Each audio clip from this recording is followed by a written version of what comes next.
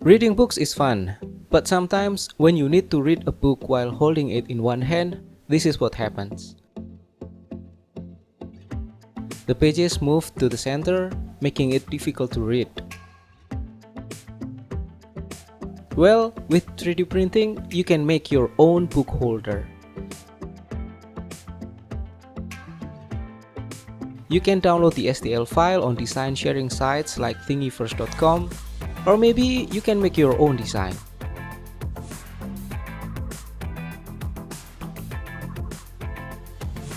Now the pages are still, and it's fun to read again. If you like this kind of content, please support me by clicking the subscribe button. Have a nice day.